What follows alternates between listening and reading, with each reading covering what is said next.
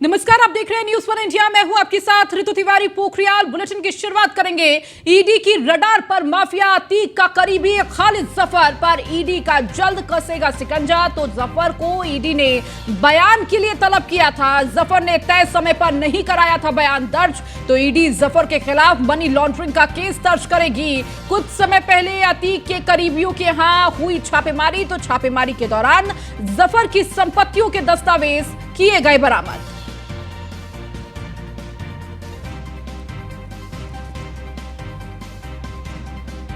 तो ईडी जफर के खिलाफ मनी लॉन्ड्रिंग के मामले में एक्शन लेगी। तो कुछ समय पहले अतीक के करीबियों के यहां हुई थी छापेमारी, और छापेमारी के दौरान जफर की संपत्तियों के दस्तावेज बरामद किए गए। तो ईडी की रडार पर माफिया अतीक का करीबी जफर है।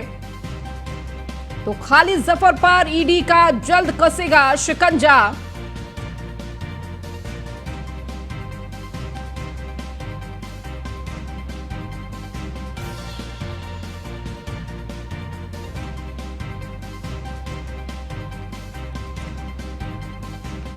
खबरों में आगे बढ़ेंगे। आप सांसद राघव चड्ढा राज्यसभा से निलंबित। विशेषाधिकार समिति की जांच रिपोर्ट तक निलंबित हुए राघव चड्ढा राज्यसभा से रिपोर्ट आने तक निलंबित रहेंगे। तो विशेषाधिकार समिति की जांच रिपोर्ट तक निलंबित रहेंगे राघव चड्ढा। तो राघव चड्ढा राज्यसभा से रिपोर्ट आने तक निलंबित। तो आप सांसद राघव चड्ढा राज्यसभा से निलंबित किए गए। तो विशेषाधिकार समिति की जांच रिपोर्ट तक ये निलंबन की कार्रवाई बरकरार रहेगी। तो राघव चड्ढा राज्यसभा से रिपोर्ट आने तक निलंबित रहेंगे।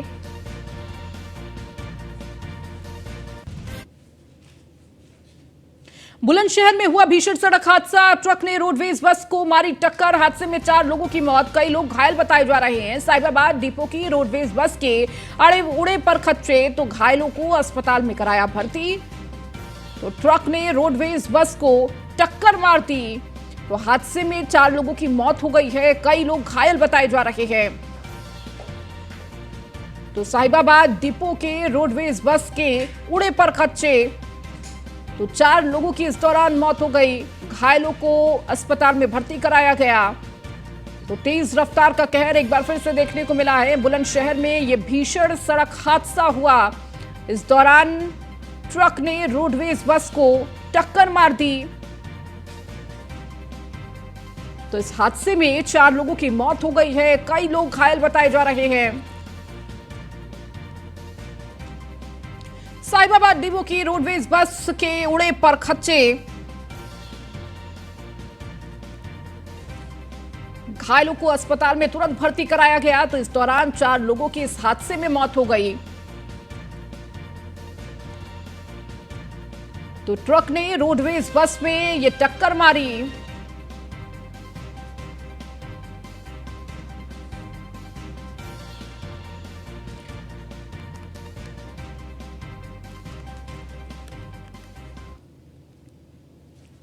अब खबर मुजफ्फरनगर से है, जहां टोल कर्मियों की गुंडागर्दी सामने आई है। टोल कर्मचारियों ने कार सवार के साथ की जमकर मारपीट। कार सवार ने मौके से भागकर बचाई जान। टोल कर्मियों की गुंडाई का वीडियो सामने आया है। आए दिन टोल कर्मी करते हैं यात्रियों के साथ गुंडागर्दी, तो शिकायत के बावजूद नहीं होती टोल कर्मचारियों पर कोई कार्रवाई। थाना नगर कोतवाली के रोहाना टोल प्लाजा का ये पूरा मामला है। तो टोल कर्मियों की गुंडागर्दी सामने आई है। आए दिन टोल कर्मी करते हैं यात्रियों के साथ गुंडागर्दी, और एक बार फिर से यह मामला सामने आया। शिकायत के बावजूद टोल कर्मियों पर कोई कार्रवाई नहीं की जाती है। थाना नगर कोतवाली के रोहाना टोल प्लाजा का यह मामला आपको बता रहे हैं किस तरह से टोल कर्मियों की गुंडागर्दी सामने आई है। तो टोल कर्मियों ने कार सवार के साथ जमकर मारपीट की, और ये कोई पहला मामला नहीं है, इससे पहले भी कई मामले सामने आ चुके हैं। कार सवार ने मौके से भागकर अपनी जान बचाई। तो टोल कर्मचारियों की गुंडाई का वीडियो सामने आया है। सचिन जौहरी हमारी संवाददाता मुजफ्फरनगर से हमारे साथ जुड़ चुके हैं। सचिन, लगातार टोल कर्मचारियों की गुंडागर्दी सामने आती है और एक बार फिर से ये मामला देखने को मिला है। प्लाजा पर मारपीट का ये मामला पहला नहीं है। लगातार इस तरह की तस्वीरें सामने आती रहती हैं और गुंडई जो है टोल कर्मियों की लगातार देखने को मिलती है। कल का ये मामला है जहां पर एक कार सवार ने कार्ड दिखाया, जो उस पर मामूली बहस हुई और उसके बाद टोल कर्मियों ने उस व्यक्ति के साथ, उस कार सवार के साथ जबरदस्त मारपीट की है। और जब ये वीडियो वायरल हुआ है तो प्रशासन भी हरकत में आया है और आनंद फानन में 3 टोल कर्मियों को प्रशासन ने गिरफ्तार कर लिया है। जी ठीक है, बहुत शुक्रिया सचिन इस जानकारी को देने के लिए।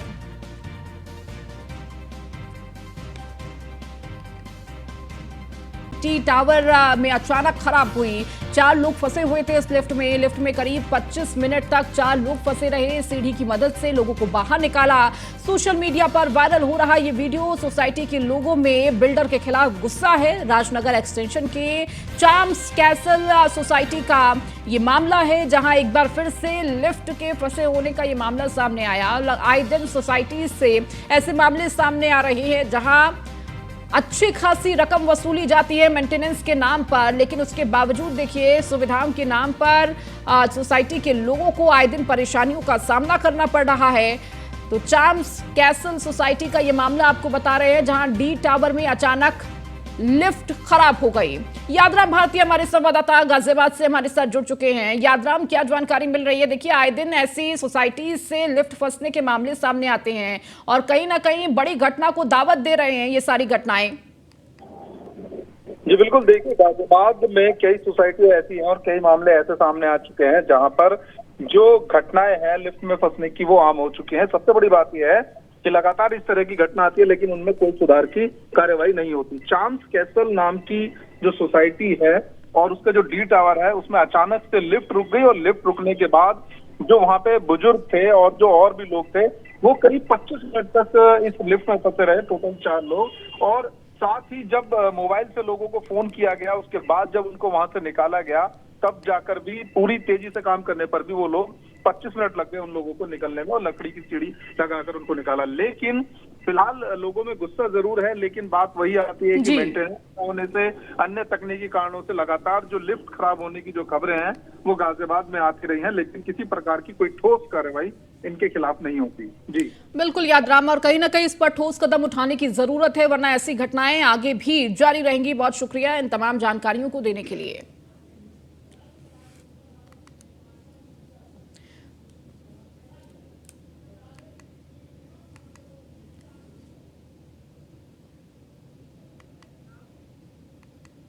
खबर उन्नाव से है, जहां तेज रफ्तार कार का कहर देखने को मिला। ट्रैक्टर ट्रॉली से टकराई तेज रफ्तार कार, मौके पर 2 लोगों की मौत हो गई, 3 लोग घायल बताए जा रहे हैं। सीओ ने घायलों को सीएचसी मोरावा में भर्ती कराया है। तो मोरावा थाना क्षेत्र के कुदरा तिराहा के पास की ये घटना है।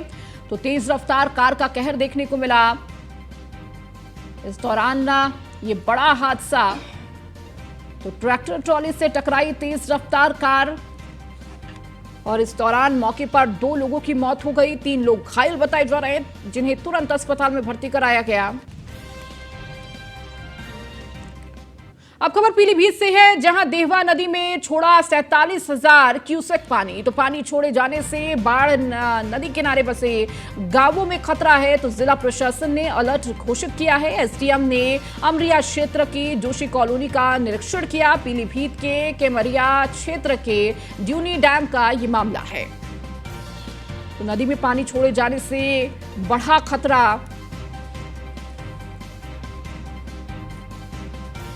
तो देहवा नदी में छोड़ा गया 47,000 क्यूसेक पानी, जिसकी वजह से पानी छोड़े जाने से नदी किनारे जो लोग रह रहे हैं उनके लिए खतरे बढ़ गए हैं। जिला प्रशासन ने अलर्ट घोषित किया है।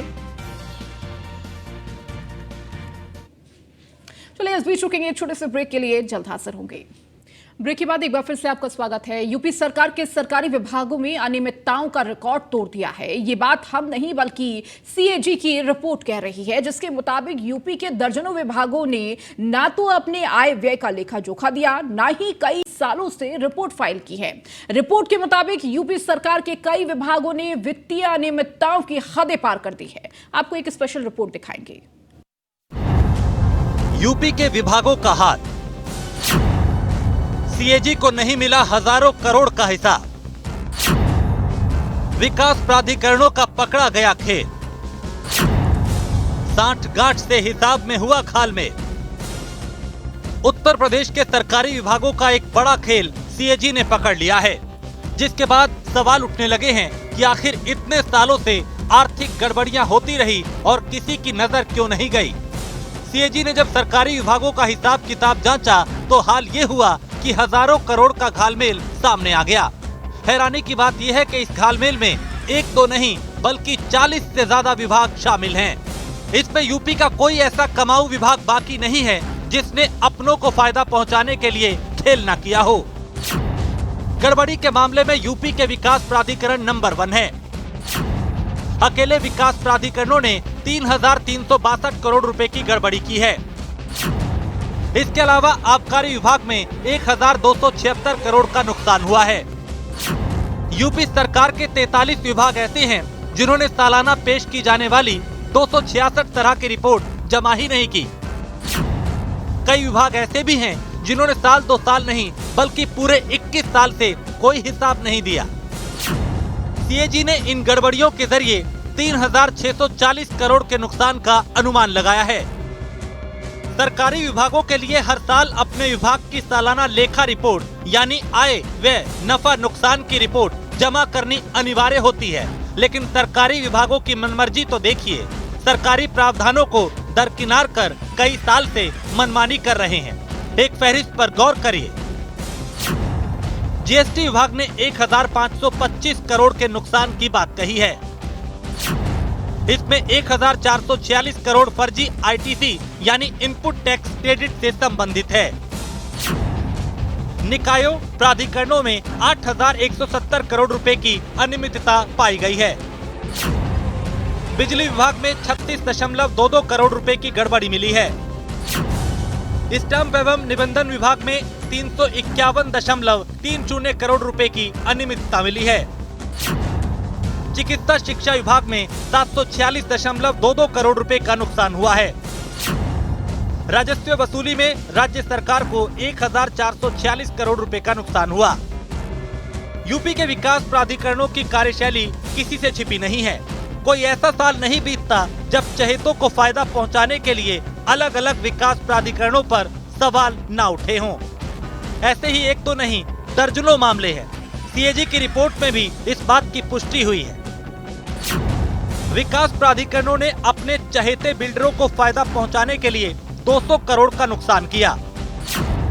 इनमें भी सबसे ज्यादा गड़बड़ी मेरठ विकास प्राधिकरण ने की है, जिसने एक बिल्डर को वेद व्यासपुरी योजना में भूखंड आवंटित किया, लेकिन भूखंड की बकाया राशि न वसूलने से 28 करोड़ 95 लाख का नुकसान हुआ। बात राज्यकर विभाग की करें तो विभाग ने 1,551 करोड़ की कम वसूली की है। सीएजी की रिपोर्ट में 1,058 करदाताओं के आंकड़ों की जांच को आधार बनाया।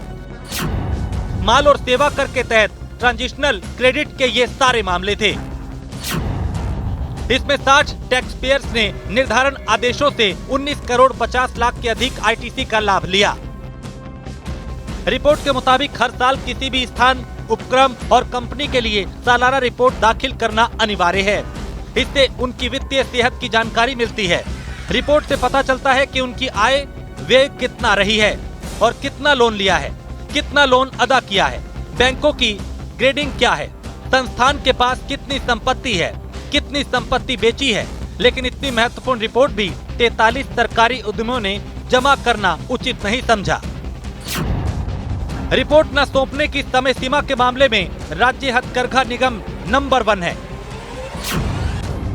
जिसने 2001 के बाद 21 साल में आज तक सालाना रिपोर्ट सरकार को नहीं दी। दूसरे नंबर पर वक्फ विकास निगम है, जिसने 2003 के बाद से अब तक रिपोर्ट नहीं दी। वक्फ बोर्ड के ऊपर 18 रिपोर्ट बकाया है। इतना ही नहीं, अल्पसंख्यक वित्त और विकास निगम तीसरे नंबर पर है। इस विभाग की 16 रिपोर्ट अब तक दाखिल नहीं की गई है। चलिए इस बुलेटिन में फिलहाल इतना ही। बने रहिए न्यूज़ 1 इंडिया के साथ।